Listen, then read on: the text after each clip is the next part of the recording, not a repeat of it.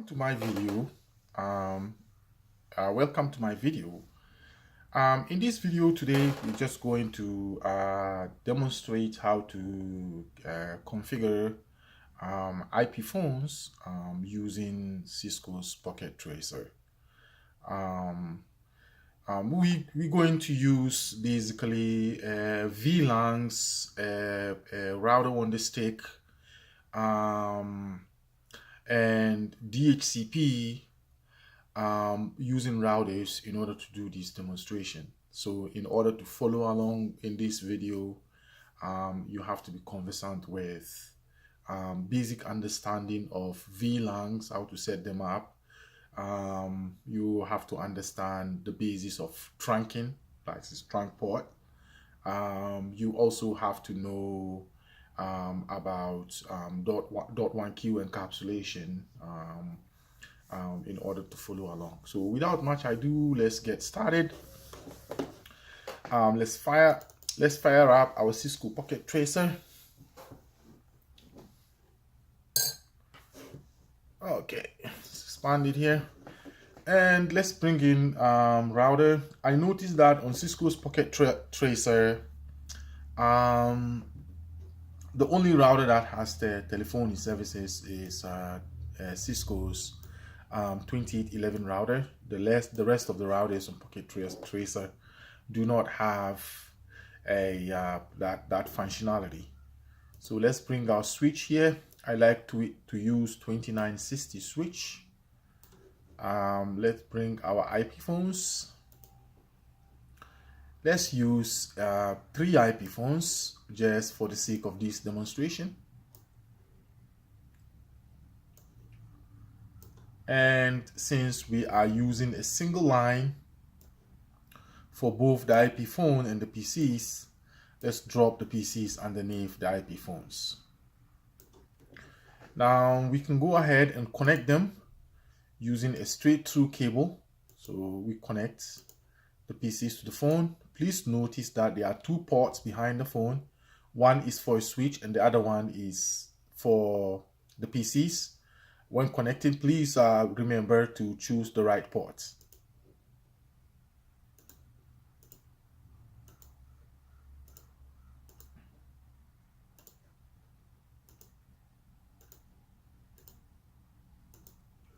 Okay, let's connect our phones to the switch by selecting the switch port.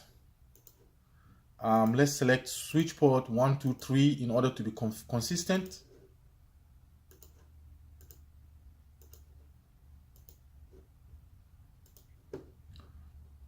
And let's use switch port 4 to connect the switch to the router. And let's use the router's fast Ethernet 0/0.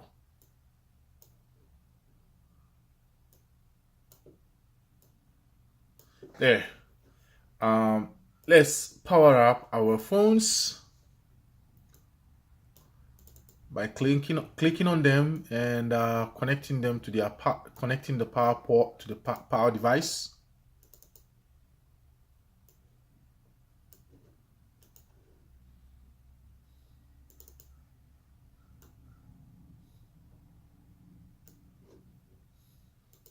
Okay, you can now see that we have signals that all our ports are connected.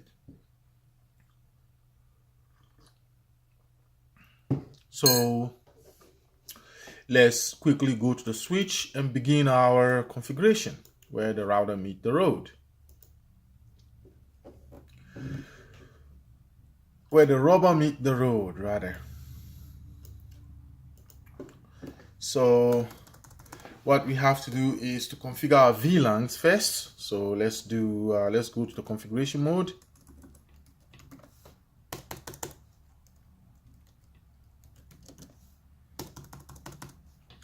And do a VLAN 10. Let's name it voice 10 so that it will be identifiable. Let's do a VLAN 20 and let's call it data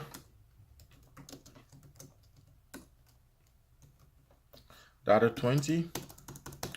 I like to change my native VLAN, so let's do a VLAN 30 and call it native.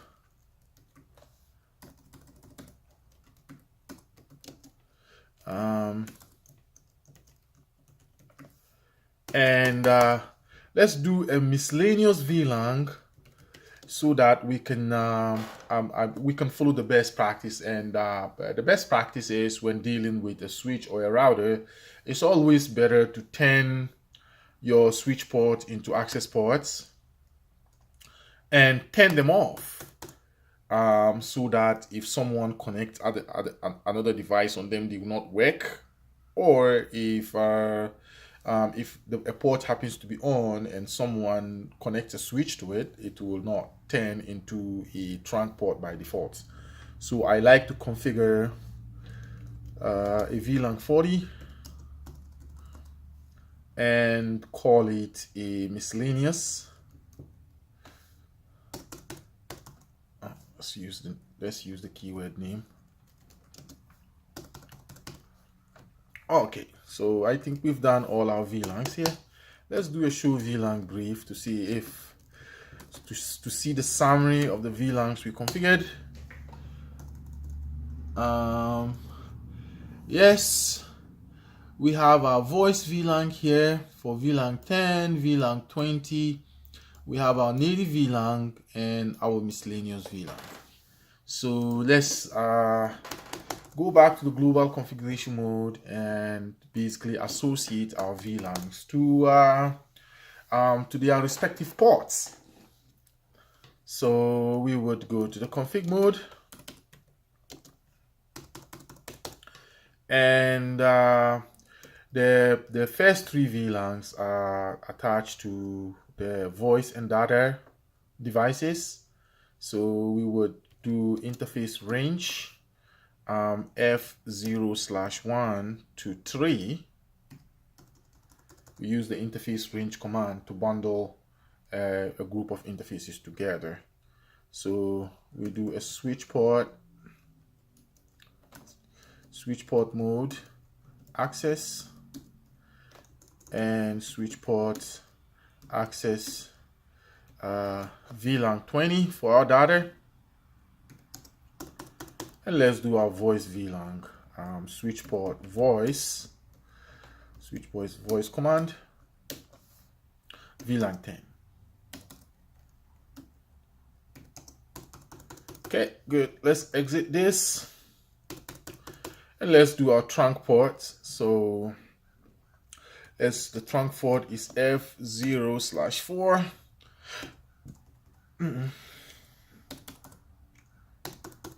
And we do switch port mode trunk, and since we are changing the VLAN, we have to say switch port trunk how do you call it, VLAN switch port trunk native VLAN. I think it's VLAN 30. Yeah. And let's exit here, and the next thing is to put all our remaining ports into VLAN 40 and shut them off. So let's do interface let's use the keyword range so we can bundle them together. F0/5 rather to 24. Okay.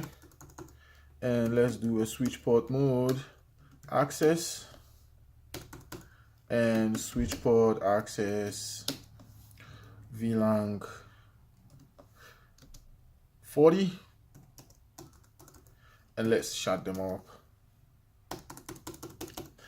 I happen to know that Cisco's 29 Cisco routers, 2960 routers have 2 gigabit interfaces. So let's go to those gigabit interfaces and also shut them off. Interface gig 0/1 to 2. Let's change them into access port and switch port access VLAN 40, and let's shut them off. There you go. So now we are basically finished with the switch, and if we do a show VLAN brief, we should be able to see all our VLANs and their corresponding ports. You can see here that all the remaining interfaces are now on the gigabit interfaces, and the voice interface has 1, 2, 3. Port 1, 2, 3. The data also have the same, and VLAN 30 is our native VLAN. And if we do a show IP interface brief,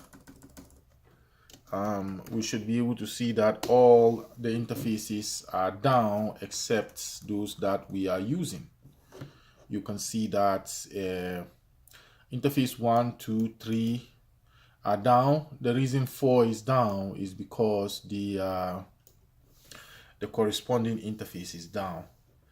The router is off. If we turn the router off, this would come up. You can see this. The rest are administratively off, and this guy here, that is F0/4, is manually down. So we are done with our switch. Let's go to our router and configure it. Go to the CLI and say no here, because we are not configuring any administration.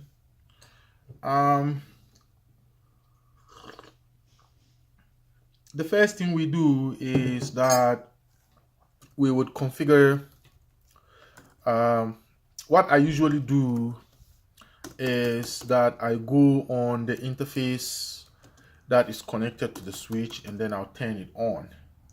So I'll go on interface F0/0,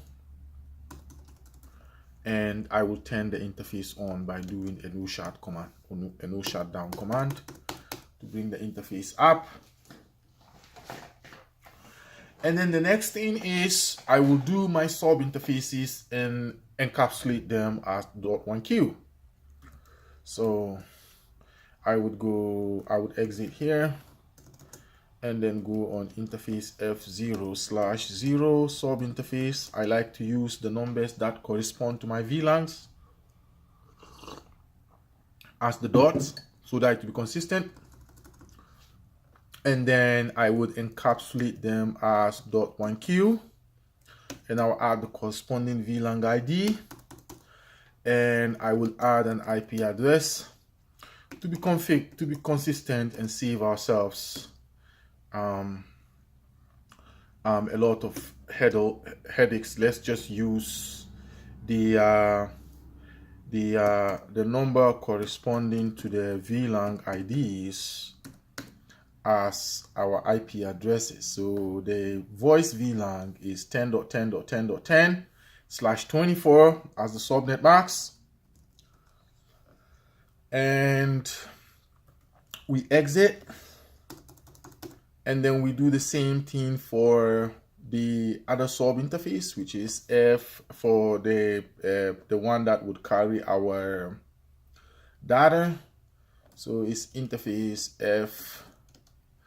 F0/0.20 to be consistent, and we will encapsulate it as .1q, and write the VLAN ID and add IP address to them, 20.20 to be consistent, and the same subnet mask. So we are done, basically done configuring our IP addresses.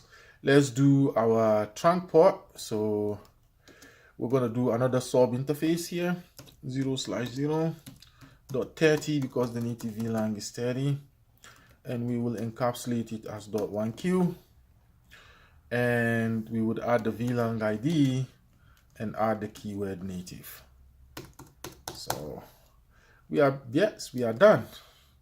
So now if we do a show IP interface brief on the router, we should be able to see that all our Our sub interfaces are up. You can see, and they all have IP addresses, except of course the sub interface with the .30, which is a trunk port. And if we go back to our switch and we do a show interface trunk, we should be able to see that F0/F0/4 is encapsulated .1Q and the status is trunk, and it is a native VLAN with a VLAN ID of 30. And we can see that all our VLANs have access to the trunk ports. All of these VLANs here can go through the ports. Of course, we can decide which VLANs we want. For example, we can take out a VLAN 1 and VLAN 40 and not give them access to the trunk port. But I think that is just something that is meant for another video. So the next thing is that we would be going to our router, and we would be configuring our DHCP on the router so that the router can then distribute the IP addresses to our IP phones and our end devices like the computers. Just before we start that, we just go on the computers and ask the PCs to accept addresses from a DHCP server. Right now, you will not, it will not have any address. It will have this dummy address here. This is not a DHCP, an address by the DHCP server, because you can see that the default gateway is all zeros. But we are doing that so just in case we finish configuring our DHCP, our computers would automatically request IP addresses from our DHCP server. So let's configure all of them like that. And okay, so let's go back in the router and configure our DHCP. So we will go in the global configuration mode, and we would do a DHCP. We would exclude DHCP addresses. The reason we exclude addresses is that just in case later on, in live situations, just in case later on you have devices that do not have DHCP request address capabilities, then you can use the excluded addresses to assign them IP addresses. So let's exclude the default gateway, which is 10.10.10.1. Let's exclude 10 other addresses. So 10.10.10.1 to 10.10.10.11. Okay. I think we put too many numbers in there. IP excluded addresses. Yeah, to 10.10, 10.10.10.11. Let's see, yeah, it works. And now let's configure our DHCP pool, and let's call this voice 10, and let's configure our default router's address, which is 10.10.10.1. It has to match the address that we put on the sub interface, the sub interface .10. And let's configure our network address. It's 10.10.10.0 255.255.255.0, and that's it. Let's configure our next one, which is the data, the computers. So we'll do IP DHCP excluded addresses, and we would exclude 20.20.20.1 to 20.20.20.11. And let's configure the pool. and call it data 20. Oh, DHCP pool. We forgot to add the keyword pool to it. And let's add in our default router, which is 20.20.20.1. And let's add the network address here, which is 20.20.20.0, and the subnet mask is /24. So that's the end of the configuration of the DHCP. So in order to check if our system is working, we use a show IP DHCP pool.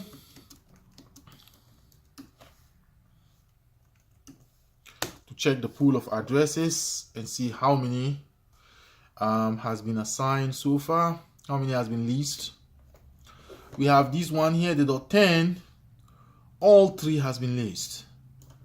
And the .20, it's just leased only 1.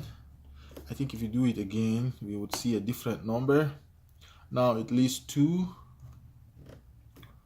If we do it again, we'll probably see a different number. You can also do a show IP DHCP binding. It will give you the MAC addresses of all the interfaces that have requested and had IP addresses.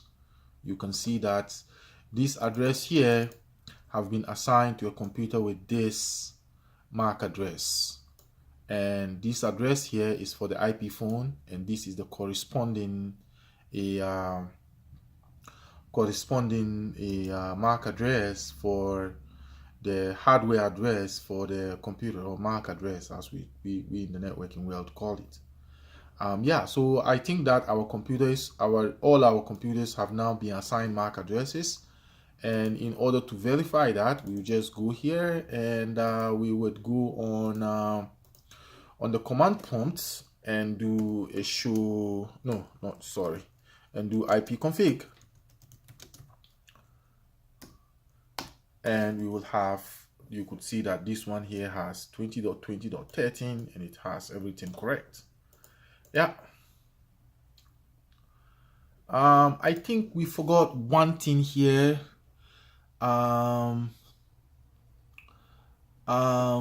Basically what I did not do is, when setting up the DHCP, I haven't added an option to the voice. So we need to add the option to it. So you just go to this back into this DHCP pool command here, copy it, and go to the configuration mode and add it, and then add the option. And the option for IP phones is 150. And add the IP address of the default gateway. That's it. So end.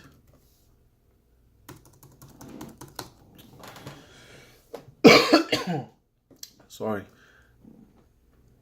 Let's do let's go to the interface and shut it down and shut it back up. But first, let's save our running configuration.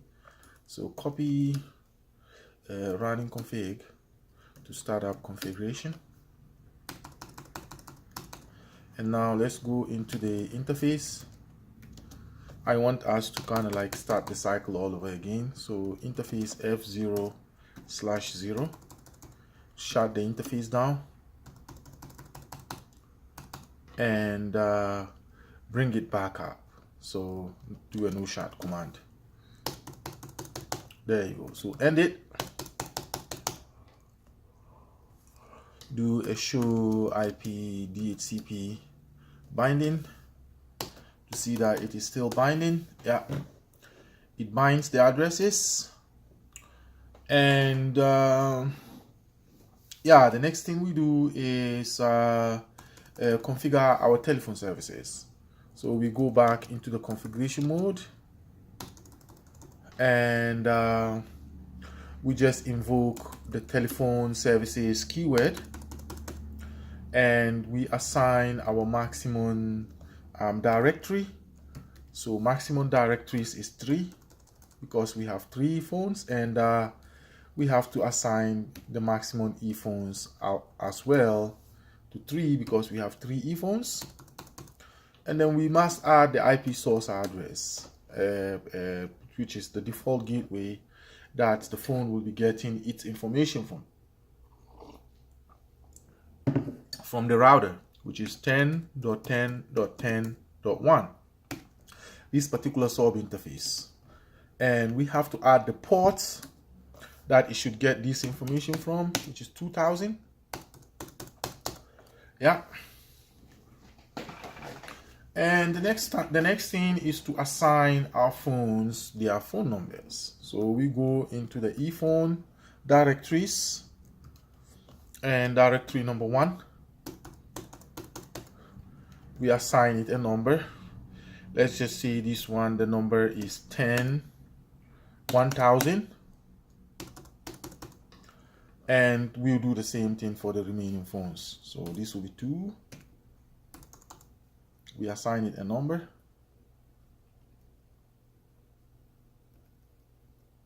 This is 20. And then we do that to the last phone. 3. And we assign it a number, which is 3.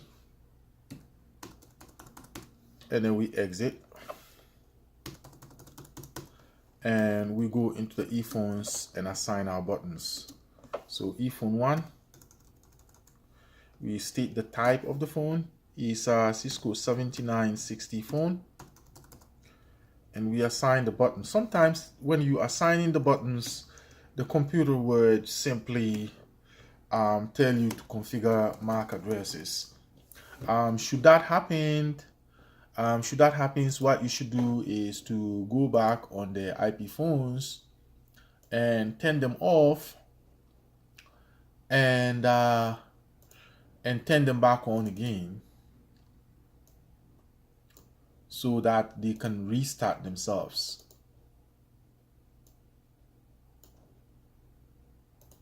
It can take a few minutes for the phones to reinitialize and allow you to go ahead with your configuration. So I'm going to pause the video.